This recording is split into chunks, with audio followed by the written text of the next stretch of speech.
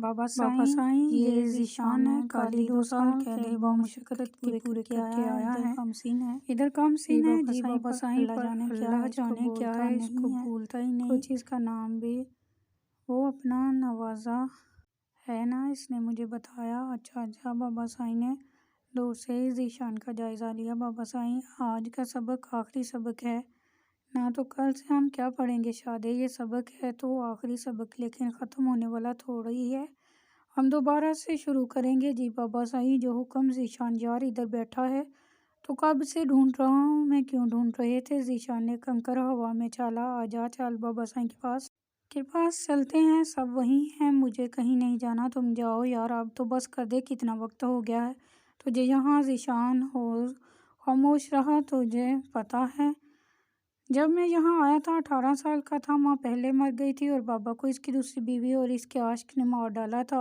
اور الزام مجھ پر لگا دیا، 15 سال قید ہو گئی مجھے جیل میں۔ کوئی دن ایسا نہ تھا جب میں روتا نہیں تھا۔ پھر ایک دن بابا سائیں سے ملاقات ہوئی، ان کی باتوں نے بہت ڈھارس دی مجھے۔ ذیشان اللہ غم دیتا ہے تو غم کو کم کرنے کے طریقے سے ساتھ دیتا ہے، 3-4 سال بڑا ہوں تجھ سے، اس لحاظ سے تجربہ بھی زیادہ ہے میرا۔ اچھا تو اللہ نواز صاحب کیا کہتا ہے آپ کا تجربہ؟ ذیشان صاحب میرا تجربہ یہ کہتا ہے کہ اللہ کا ذکر اور اللہ والوں کی محفلیں جہاں اللہ کی باتیں اور سکون قلب کا ذریعہ ہوتی ہیں۔ نوازا سچا کہہ رہا ہے یار، ایک بار چل تو صحیح۔ ذیشان نے غور سے نواز کے چہرے کو دیکھا، کچھ دیر بعد اٹھ کھڑا ہوا۔ رضا چائے بنا دوں؟ نہیں ابھی نہیں، ارحم آ جائے، اس کے ساتھ پیوں گا چائے، سب پہلے جیسا کب ہوگا رضا؟ انشاءاللہ بہت جلد، اللہ کی ذات سے مایوس نہیں ہوتے۔ فتح بیگم ویسے کتنا اچھا ہو گیا نا، صالحہ اور رافی آ گئے ہیں ہم سب سے ملنے۔ ہاں واقعہ میرا تو سیر و خون بڑھ گیا ہے فتح اس 2 گھڑی کی ملاقات کے بعد۔ کاش رضا ذیشان اور سب نہ کرتا، فتح نے بے خیالی میں کہہ دیا۔ لگتا ہے آج ارحم نہیں آئے گا تو مجھے چائے بنا دو۔ اچھا۔ فتح فوراً کمرے سے نکل آئی۔ آنٹی روحان بھائی کہاں ہیں؟ نمرا نے نرس ماریا کے کمرے سے بھاگتی ہوئی آئی۔ روحان تو میرا خیال ہے لائبریری گیا ہے، لیکن تم کیوں گھبرائی ہوئی ہو؟ نمرا تو ٹھیک ہے نا؟ نہیں آنٹی، نمرا کی حالت بگڑ رہی ہے اور رات ڈاکٹر حارث کال نہیں اٹھا رہے، تو تم روحان کو کرو فون۔ آنٹی ان کا نمبر بھی نہیں مل رہا، میں نے ٹرائی کیا ہے، ماریا پریشانی سے بولی۔ فتح تیز قدم اٹھاتی اندر گئی اور ارحم کو فون کیا۔ دوسری بیل پہ ہی کال پک کر لی گئی۔ السلام علیکم ممانی۔ ارحم بیٹا، وہ حارث کو لے کر جلدی گھر آؤ، نمرا کی حالت خراب ہو رہی ہے، میں پہنچ رہا ہوں ممانی، آپ فکر نہ کریں۔ فتح فون رکھ دیا، سیدھا نمرا کے کمرے میں آئی۔ ایسا لگ رہا تھا جیسے نمرا کا سانس اکھڑ رہا ہو۔ ماریا نے آکسیجن لگا دی لیکن کوئی اثر نہ ہوا۔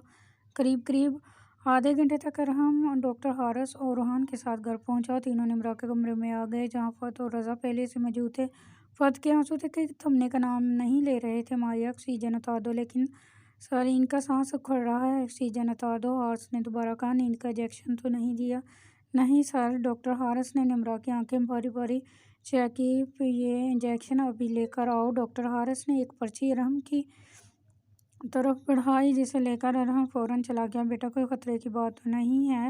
رضا صاحب نے ڈرتے ہوئے سوال کیا۔ انکل اللہ پر بھروسہ رکھیں۔ 10 منٹ بعد ارحم انجیکشن لے کر آ گیا تو ڈاکٹر نے نمرا کو انجیکشن کا ایک حصہ لگایا جس سے نمرا کے ہاتھ برف کی طرح ٹھنڈے ہو گئے۔ ماریا دوسری طرف سے آئیں اور نمرا کے ہاتھ کی ہتھیلی مچلیں اور دوسرے ہاتھ کو ڈاکٹر حارث نے خود رب کرنا شروع کر دیا۔ یہ تمام کارروائی سب کھڑے غور سے دیکھ رہے تھے۔ سب کا سانس سولی پہ لٹکا ہوا تھا کہ نہ جانے اب کیا ہوگا۔ 3 گھنٹے گزر گئے۔ نمرا کی سانسوں کی رفتار مزید بڑھ گئی، اتنی تیز کہ وہاں کھڑا ہر شخص اس کی سانسوں کی آواز سن رہا تھا۔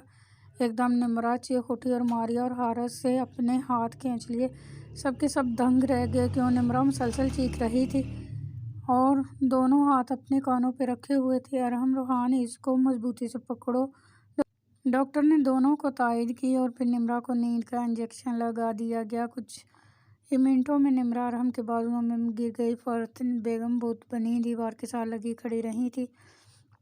روحان اور ارحم نے نمرا کو بیڈ پہ لٹایا اور سب کمرے سے باہر نکل آئے۔ بہت مبارک ہو انکل، اللہ نے آپ سب کی سن لی۔ حارث نے رضا صاحب کو گلے لگایا۔ رضا صاحب نے حارث کے سامنے ہاتھ جوڑ دیے۔ بیٹا تمہارا احسان ہم کیسے اتاریں گے؟ انکل مجھے شرمندہ تو نہ کریں، میں نے بس اپنا فرض ادا کیا اور آج مجھے لگ رہا ہے میں کامیاب ہو گیا ہوں، کیونکہ اکثر کوما میں جانے والے لوگ ہوش میں نہیں آتے۔ میرے اللہ نے آج سرخرو کر دیا۔ مجھے جیتے رہو بیٹا، خدا دنیا کی ساری خوشیاں تمہارے دامن میں لکھ دے۔ فرد نے آنسو صاف کرتے ہوئے دعا دی۔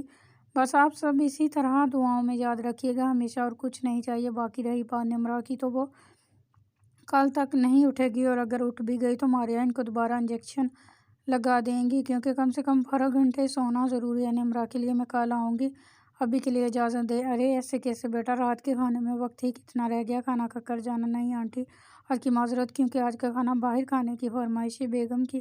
نمرہ بالکل ٹھیک ہو جائے پھر میں ضرور ایک اچھی سی دعوت کرواؤں گا آپ لوگوں سے، اپنے ہارس نے ہنستے ہوئے کہا۔ ضرور بیٹا ضرور، سو بسم اللہ۔ اوکے جی، خدا حافظ۔ خدا حافظ بیٹا، رضا صاحب نے کہا۔ ماموں، ہمارے نمرہ ٹھیک ہو گئے۔ صاحب رضا صاحب کے گلے لگ گیا۔ یہ سب تمہاری دعاؤں کا اثر ہے میرے بچے۔ ماموں میں آج یہیں رہ جاؤں، کیا پتہ نمرہ جاگ جائے اور اس کی کسی چیز کی ضرورت ہو۔ بیٹا تم نے سنا تو ہے جو ہارس نے کہا، اس لیے آج جاؤ گھر آرام کرو، کل رک جانا۔ بالکل ایسا کرنا، آبدہ، اجاز اور فاریہ کو بھی بلا لینا۔ اچھا ماموں، جیسا آپ کہیں۔ فرد کھانے کا انتظام کرو۔ رضا صاحب ارحم کے ساتھ کمرے کے جاتے ہوئے بولے، آجا ادھر بیٹھ۔ نواز نے ذیشان کو اپنے ساتھ بٹھایا۔ ذیشان نے دیکھا کہ تمام لوگ بے ترتیب سے بیٹھے ہوئے تھے، اور ایک 50-55 سالہ آدمی ان سب کے سامنے بیٹھا تھا، جو شاید بابا سائیں تھا۔ ذیشان خاموشی سے ایک کونے میں جا بیٹھا۔ السلام علیکم ورحمۃ اللہ وبرکاتہ۔ سامنے بیٹھے شخص نے بلند آواز میں سلام کیا۔ وعلیکم السلام ورحمۃ اللہ وبرکاتہ۔ حاضرین محفل نے یک زبان جواب دیا۔ اللہ کے لیے آنے والا ایک قدم دنیا کے 1000 قدموں سے بہتر ہے، اور اللہ کی بات یعنی قرآن پاک کو خاموشی سے سننا اور سمجھنا ہم پر لازم ہے۔ آج ہم ایک نیا سلسلہ شروع کر رہے ہیں۔ ہم اللہ کی باتیں کریں گے، اور اللہ کی باتیں کہاں ہوتی ہے؟ ذرا توقف کے بعد بابا سائیں دوبارہ بولے، قرآن مجید ہمارے پیارے نبی حضرت محمد صلی اللہ علیہ وآلہ وسلم کی کتاب سرچشمہ ہدایت میں آج کا سبق ہے۔ الحمدللہ آپ میں سے تقریباً ہر ایک کو الحمدللہ کا ترجمہ آتا ہوگا، لیکن آج سے ہم سمجھیں گے کہ ہمارا رب ہمیں اپنے کلام کے ذریعے کیا کہہ رہا ہے۔ جیسا کہ اللہ فرماتا ہے، اس قرآن میں عقل والوں کے لیے نشانیاں ہیں۔ تو آج الحمدللہ کے آغاز سے ہم عقل والا بننے کی کوشش کریں گے انشاءاللہ۔ حاضرین محفل یک زباں ہو کر بولے، اب تک اس محفل میں قیدیوں کے ساتھ ساتھ پولیس اہلکار بھی شامل ہو چکے تھے۔ بابا سائیں نے مناسب آواز میں انتہائی شگفتہ لہجے میں آغاز کیا، بسم اللہ الرحمن الرحیم، اللہ کے نام سے جو بڑا مہربان اور نہایت رحم کرنے والا ہے۔ ہر کام کو اللہ کے نام سے شروع کرنا ہر مسلمان کی عادت ہونی چاہیے، کیونکہ جس کام میں اللہ کا نام نہیں لیا جاتا اس میں برکت کیسی؟ کیونکہ اللہ ہی تو ہے جو ہمیشہ رہنے والا اور ساتھ نبھانے والا۔ یہ تو بندہ ہے جو اللہ کو چھوڑ جاتا ہے، لیکن چھوڑ جانے والے کے لیے بھی وہ رب دروازہ کھول رکھتا ہے، بھلائی کا دروازہ، ہدایت کا دروازہ۔ چلیے سب سے پہلے تو اس بات پہ سب الحمدللہ کہیے کہ اس رب نے ہم پہ احسان عظیم کیا ہے کہ ہمیں اپنے نبی کا امتی بنایا۔ احسان ہے نا یہ؟ کیوں بیٹے، اگر ہم کافر پیدا ہو جاتے یا عیسائی پیدا کیے جاتے تو کیا کر لیتے ہم؟ بابا سائیں نے نواز کی طرف دیکھ کر سوال کیا۔ نواز نے نفی میں سر ہلا دیا، کچھ نہیں بابا سائیں، لیکن اب جب کہ ہم مسلمان پیدا ہو گئے تو الحمدللہ تو کہہ سکتے ہیں نا، تو دل سے کہیے الحمدللہ۔ سب نے الحمدللہ کہا، مگر ذیشان گود میں اپنے دونوں ہاتھ رکھے نظریں ہاتھ پہ جمائے کسی بچے کی طرح خاموش بیٹھا رہا۔ بابا سائیں کے چہرے پہ ہلکی سی مسکراہٹ آئی۔ سورۃ الفاتحہ قرآن پاک کی پہلی سورت، جبکہ ترتیب نزول کے اعتبار سے 5ویں سورت ہے۔ روایت میں آیا ہے کہ الحمدللہ کا کہنا میزان کو بھر دیتا ہے۔ صحیح مسلم۔ سب تعریف اللہ کے لیے ہے جو تمام جہانوں کا پالنے والا اور بڑا نہایت رحم کرنے والا ہے۔ بدلے کے دن یعنی قیامت کا مالک ہے۔ ہم تیری ہی عبادت کرتے ہیں اور صرف تجھ سے ہی مدد مانگتے ہیں۔ ہمیں سیدھی راہ دکھا، ان لوگوں کی جن کو تو نے انعام کیا، ان کی نہیں جن پر غضب کیا گیا، نہ گمراہوں کی۔ بابا سائیں نے سورۃ الفاتحہ کا ترجمہ بلند آواز میں پڑھا۔ پہلی آیات میں آیا ہے کہ تمام تعریفیں اللہ کے لیے، رب العالمین کے لیے۔ رب العالمین کون ہے؟ تمام جہانوں کا رب، صرف ہماری دنیا کا نہیں۔ اگر ہم غور کریں تو یہ صرف ہماری دنیا کی بات نہیں ہو رہی، کل کائنات کی بات ہو رہی ہے، جس میں ہماری دنیا تو بہت بہت زیادہ حقیر ہے، اور اس حقیر سے دنیا میں ہم گناہوں سے بھرے ہوئے ہیں، لیکن وہ رب پھر بھی ہمیں رزق دیتا ہے اور ہمارے عیبوں کو چھپائے بیٹھا ہے، تو کیوں نہ شکر ادا کریں ہم؟ کیوں میرے بچوں، شکر تو فرض ہے نا ہم پر، اور پھر اس شکر کا طریقہ بھی اس پاک ذات نے ہم کو دے دیا ہے، اس طرح سے شکر ادا کرو، ایسا ہی ہے نا میرے بچوں؟ بابا سائیں نے مسکرا کر سب کی طرف دیکھا۔ سب نے اس بات میں سر ہلایا، لیکن ذیشان ویسے خاموش ہاتھوں کو تکے جا رہا تھا۔ بابا سائیں نے دوبارہ سے بولنا شروع کیا، سب تعریفیں اس اللہ کے لیے جو تمام جہانوں کو پالنے والا ہے، وہ تمہیں بھی پال رہا ہے، رزق دے رہا ہے، اور پتھر میں موجود اس کیڑے کو بھی رزق دے رہا ہے جو نظر نہیں آتا، تو کرو شکر اس رب کا جو مہربان ہے۔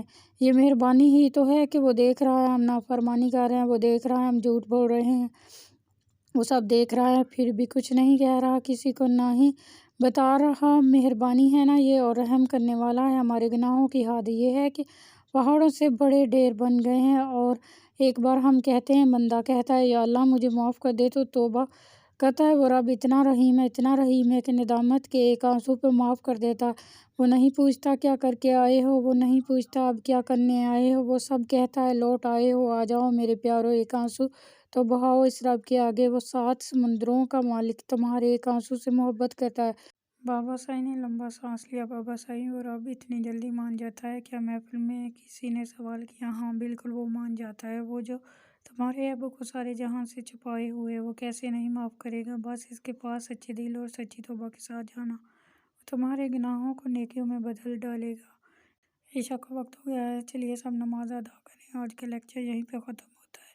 سب اٹھ کھڑے ہوئے سوائے ذیشان کے۔ چل بھائی اٹھ، لاک اپ میں چل، ایک اہلکار نے ذیشان کو آ کے اٹھایا، کیونکہ قیدیوں کے جیل سے باہر احاطے میں آنے جانے کا وقت مقرر تھا۔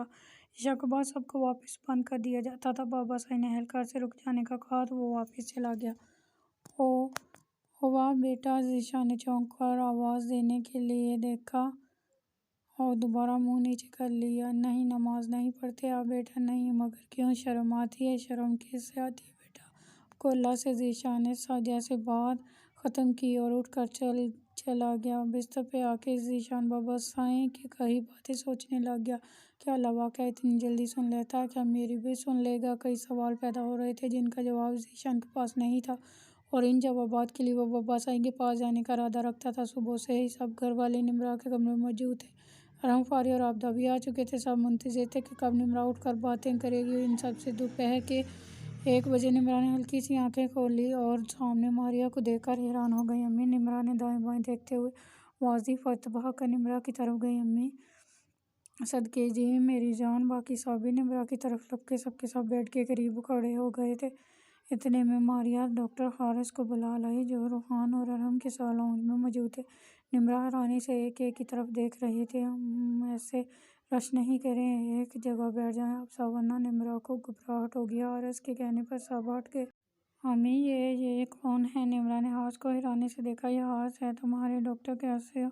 حارث نے مسکرا کر سوال کیا۔ نمرا نے کچھ دیر خاموشی سے حارث کو دیکھا اور پھر آہستہ سے بولی، ٹھیک ہے، اچھا چلیں، شاباش، پھر اٹھ کر بیٹھے۔ حارث کے اشارے کرنے پر ماریہ نے نمرا کو ٹیک لگوا کر بٹھایا۔ نمرا نے محسوس کیا جیسے اس نے کب سے پانی نہیں پیا اور گلا سوکھا ہوا تھا کہ کانٹے لگ رہے تھے گلے میں۔ امی پانی۔ ماریہ نے پانی کا گلاس فتح بیگم کو پکڑایا، جس سے انہوں نے نمرا کو اپنے ہاتھوں سے پلایا۔ نمرا یہ کون ہے؟ حارث نے فتح بیگم کی طرف اشارہ کیا۔ امی اور یہ کون ہے؟ ابو۔ اچھا نمرا، یہاں پہ کھڑے سب لوگوں کے نام بتاؤ باری باری۔ عابدہ پھوپھو، روحان بھائی، فاریہ اور یہ ارحم ہے۔ ارے واہ نمرا، آپ کو تو سب یاد ہے۔ ڈاکٹر حارث نے کہا تو سب نے شکر کا کلمہ پڑھا۔ حارث کے کہنے پر روحان نے موبائل میں نائلہ اور بلال کی شادی کی تصویریں نکالی اور نمرا کے آگے کی۔ اچھا یہ کون ہے؟ نمرا، نائلہ آپ ہی ہیں اور یہ بھی بلال ہیں؟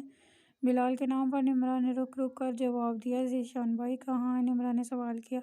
وہ باہر گئے ہوئے ہیں، روحان نے جواب دیا۔ امی وہ نائلہ آپ کی شادی ہو گئی؟ ہاں ہو گئی۔ ہاں وہ آیا تھا شادی؟ امی وہ آیا تھا۔ نمرا خود سے نہ جانے کیا کیا بولنے لگ گئی۔ نمرا کوئی نہیں آیا تھا بیٹا، تم سکون کرو مت سوچو کچھ نہیں۔ امی وہ پھر آ جائے گا، وہ کہہ رہا تھا مجھے لے جائے گا۔ نمرا اب نہیں آئے گا وہ۔ روحان نے نمرا کے سامنے بیٹھ کر اس کے ہاتھ اپنے ہاتھوں میں پکڑے۔ نہیں بھائی، اس نے کہا تھا وہ مار دے گا، وہ گن لے کر آئے گا۔ نمرا نے رونا شروع کر دیا۔ اب نہیں آئے گا، مر گیا ہے وہ۔ روحان نے نمرا کے آنسو صاف کرتے ہوئے کہا۔ مر گیا وہ؟ نمرا نے روحان کو دیکھتے ہوئے پوچھا۔ ہاں چلو اب تم سو جاؤ۔ شاباش، ہاں سو جاتی ہوں امی یہیں رہنا، اب جانا نہیں۔ نمرا نے فتح بیگم کا ہاتھ تھامے رکھا اور بالکل کٹکلی کی مانند لیٹ کر آنکھیں بند کر لیں۔ حارث روحان اور ارحم کے ساتھ باہر آ گیا۔ روحان نمرا کی میموری بالکل ٹھیک ہے الحمدللہ۔ اب کرنا یہ ہے کہ وہ جو بولے اپنے سفر اور خاموشی سے سنیں، اس کی بات ہاں میں ہاں ملانی ہے۔ اگر وہ کچھ بھول گئی تو اس کے دماغ پر ہرگز زور نہیں ڈالنا۔ یاد کر کے وہ بات باقی میری طرف سے الحمدللہ بالکل اوکے ہے۔ نمرا حارث نے تمام احتیاطی تدابیر بتا دی۔